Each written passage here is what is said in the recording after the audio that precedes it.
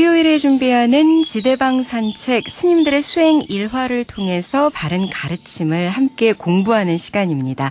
오늘도 선언일기의 저자이자 서울 상도동 보문사 주지로 계시는 지범 스님 모셨습니다. 스님 안녕하세요. 반갑습니다. 네. 스님, 명절은 잘 보내셨어요? 그렇죠. 명절 합동 차례도 달에 지냈고, 그리고 저희 그 7인 선사법회 지난 일요일 날 아주 대단했습니다.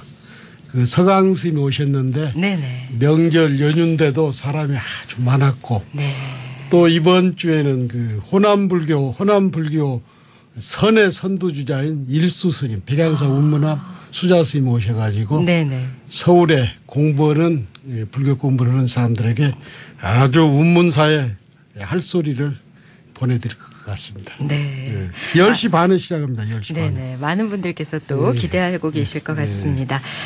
지난 2번에 걸쳐서 청화 스님의 철저한 수행 정신에 대해서 전해주셨는데요. 아쉽지만 오늘로서 좀 못다한 얘기를 또 더 전해드려야 될 것 같습니다. 청화 스님을 그리워하는 분들 참 많으시죠? 많죠. 그 여러 스님들뿐만 아니라 그 제가 볼 자들께서 청화 스님이 한 10년만 더 계셨으면 그런 아쉬움이 지금도 굉장히 많습니다.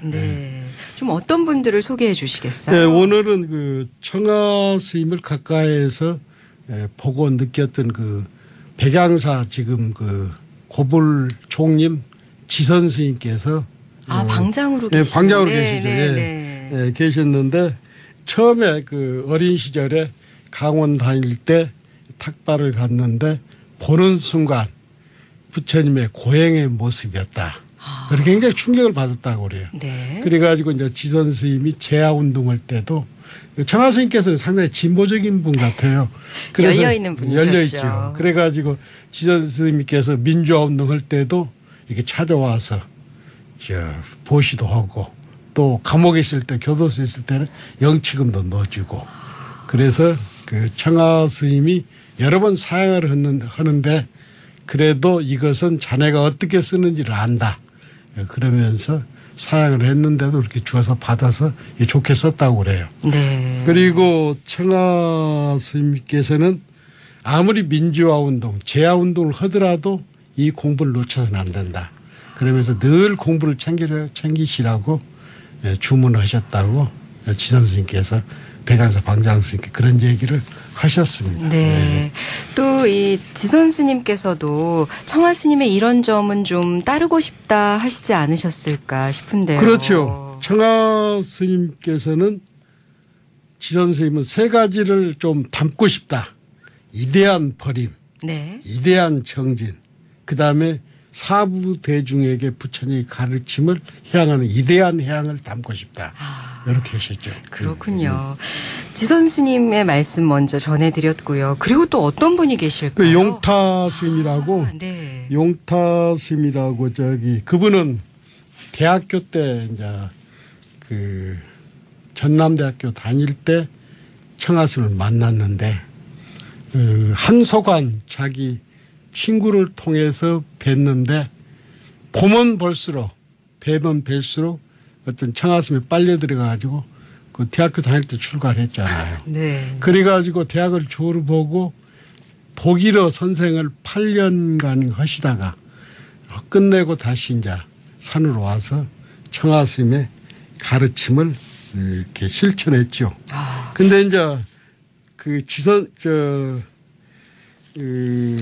용타 스님께서는 청화 스님이 이렇게 표현하지요. 삼장법사다. 선가, 교화, 유를 어떤 것을 물어도 막힘이 없고 정확한 답을 제시하셨다. 그리고 저희 청화 스님은 그 청정 그 자체다. 수행자의 청정 그 자체다. 어떤 사람이 찾아와도 항상 부처님을 많이 반갑게 하고 갈 때는 꼭 문 밖에까지 나가가지고 정중히 작별 인사를 했고 그다음에 큰 법회가 있어도 600명, 700명이 신도가 와도 법회가 끝나면 모든 600명, 700명을 위해서 직접 가사장성을 수화하고 눈인사를 하고 또 인사를 하고 그 중생을 이해하는 그런 마음이 그 자비심이 부처님 같았죠. 그래. 네. 지금 말씀 주신 것처럼 청하 스님께서는 모든 이들을 부처님 대하듯 하셨다라고요. 네. 그래서 부처님처럼 실질적으로 저도 그 태안사에 2년 살 때 보면은 법회 끝나면은 가서 다 일일이 인사하고 또 찾아오면은 또 편지로 답도 하고 또 갈 때는 같이 또 절을 하고 문 밖까지 나와가지고 또 같이 합장하고. 늘 이렇게 하심하는 모습을 보여주셨네요. 하심이 몸에 배었죠. 그러니까 모든 사람을 네. 모든 대중을 부처님처럼 그렇게 받들었죠. 네. 그런 모습에서 더 우러러뵐 수밖에 없는. 그렇기 때문에 청하 스님이 대중법문을 얼마 안 했습니다. 60이 넘어서 나와서 대중법문을 했는데도 네네. 그 양반 말년에는 그 어른 그 큰 스님 말년에는 구름처럼 대중이 모였잖아요. 네. 태안사 같은 데도 한 700~800명씩 모였잖아요. 특히나 이 스님께서 주시는 대중법문이 논리적이고 합리적이어서 그렇죠. 또 많은 분들께서 가슴 깊이 기억하고 계시더라고요. 그렇죠. 그렇죠. 네. 그리고 이제 그 태안사 저희 도반인데 도일 스님이라고 태안사 주지도 했고 성륜사 주지도 하신 분인데 네네. 이분은 이제 도일 스님 같은 해의사 강원을 나오고 유론을 나왔어요. 그리고 이제 도일 스님은 파계사에서 또 유를 공부하셨는데 청하 스님께서 이런 말씀을 하셨다고 그래요. 이 공부는 개정해가 하나가 돼야 한다. 개로 인해서 선정이 생기고 네. 선정으로 인해서 해가 생긴다. 이렇게 하면서 개정에는 하나다. 그 수행자가 개를 안 지키면 안 된다. 그래야 선정이 들 수 있고 그 선정에서 지혜가 나온다. 네네. 그리고 이제 도일 스님은 주지를 여러 차례 했잖아요. 청하 스님 모시고 그 태안사, 성륜사 하셨는데 제 도반입니다. 굉장히 친하게 된 도반. 도일 스님 주지할 때도 같이 살았는데 살림이 어려우면 이렇게 다니시다가도 어느 날 와가지고 살림이 어렵다 마이너스가 된 성불리면 신문지에 달달 몰아가지고 돈 뭉치를 놓고 가는 거예요. 어떻게 하시나 모르겠어요. 그래가지고 어려울 때도 큰 스님께서 그 안목이 있어가지고 네. 우리 주지가 살림 어렵게 사는구나 하면서 늘 알게 모르게 살피고 계셨던 거죠. 그렇죠. 네. 또 그런 또 아주 자상한 면모로 그런 것도 있었고 도일 스님 당시에 어떤 수녀분이 네네. 청하 스님을 친견하고는 자기가 수녀를 그만두고 불문에 기연다. 이렇게 스님한테 말씀을 드린 거라. 아니 이웃 종교의 성직자가 네. 예. 그런데 청하 스님께서는 이렇게 얘기했죠. 네. 모든 종교는 하나하고 차별이 없다. 부추 있잖아 소를 네네. 경상도에 심으면 정구지고 전라도에 심으면 소리다. 수녀 출가를 반대했어요. 그래서 네. 그 수녀 생활을 여보게 철저히 하면 그 출가는 다름없다. 그러면서 그 수녀를 감동시켜 가지고 다시 그 공부를 잘하게 이끌었다고 그래요. 정말 들으면 들을수록 네, 감탄하게 되는 그런 일화들을 많이 갖고 계신 청하 스님의 말씀 전달을 해드리고 있는데요. 그리고 이제 네네. 청하 스님의 연불선 이게 그 연불선은 달마로부터 도일 스님 얘기인데 달마로부터 해릉으로 이어지는 정통선이고 네.